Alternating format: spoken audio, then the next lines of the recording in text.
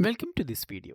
This video, we will look at how we can integrate Microsoft Entra with the Azure Static Web App and Angular.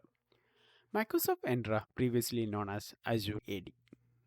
Before we are going to start, we need a basic understanding of Azure Static Web App, Angular, and Active Directory.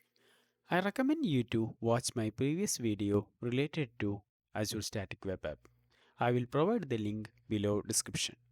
In this video, we will cover what is single sign-on, how we can register an application inside Microsoft Entra. Then we will look at how we can do the configuration for Azure Static Web App. Finally, we will try to access user information from Angular. What is single sign-on? Single sign-on is an authentication process that allows a user to access multiple applications with a single set of login credentials.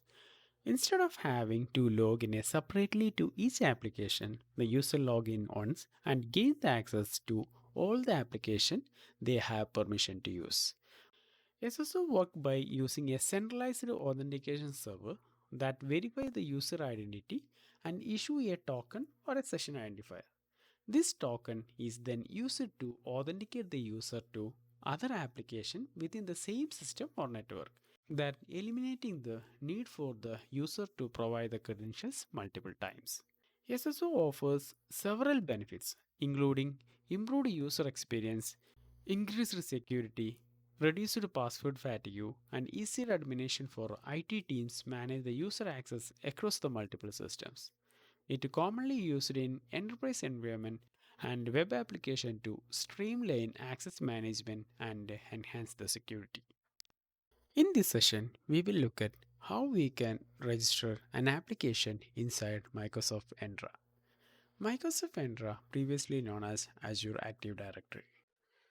Go to Microsoft Entra portal. On the left side, you can see the applications menu. Click on app registrations, new registration.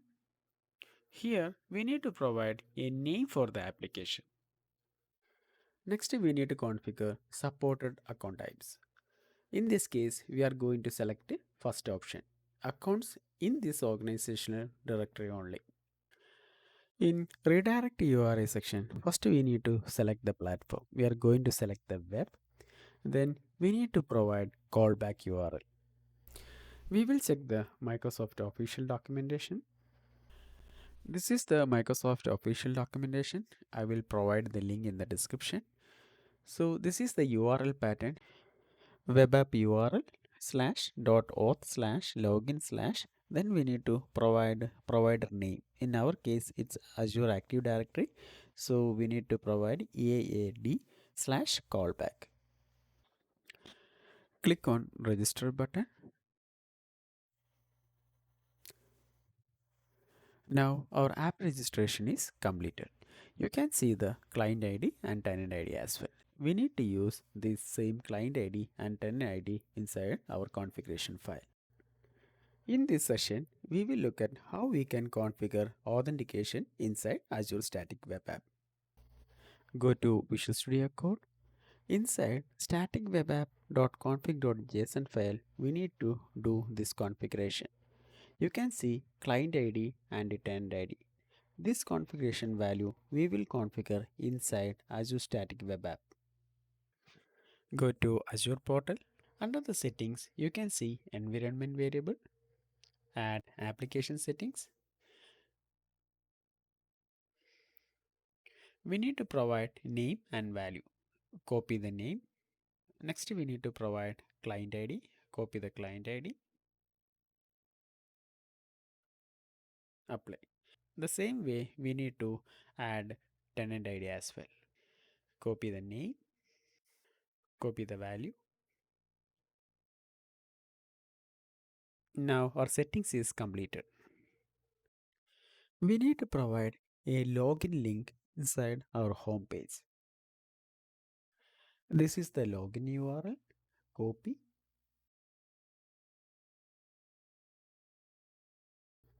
We need to provide provider name as well. AAD. We will push the code and deploy the application. Build is completed. Deployment also succeeded. We will try to access the application. You can see the login link. Click on login. It will redirect to SSO page. We need to provide user information.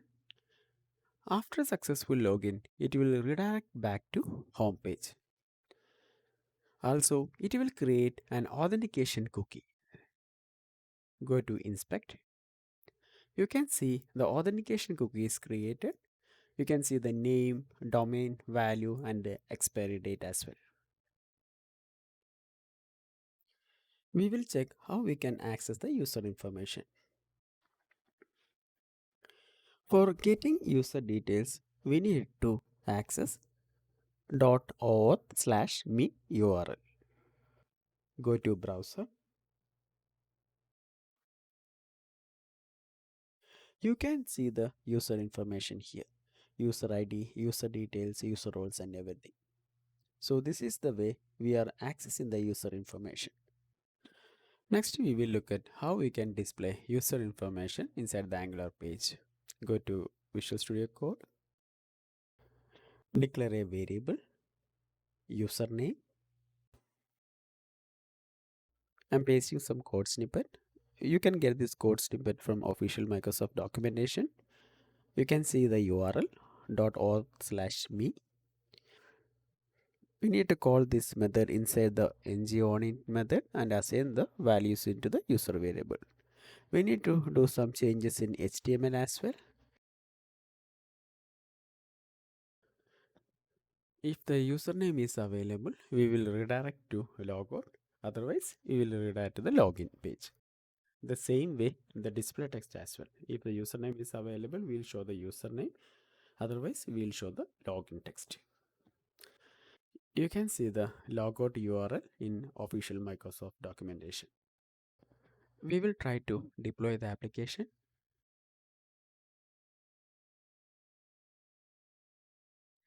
Deployment is completed. We will try to access the application. Now you can see the username. Click on the logout. Now the application is logout and you can see the login URL. If you click the login button again, it will redirect to the login page, and after successful login, it will redirect back to our home page. In this video, we covered what is single sign-on, how we can register an application inside Microsoft Entra, and how we can set up Azure Static Web App configuration. Finally, we checked how we can show user information inside Angular. I hope everyone understood this session. If you have any question, please put them in the comment section below. Thanks for watching.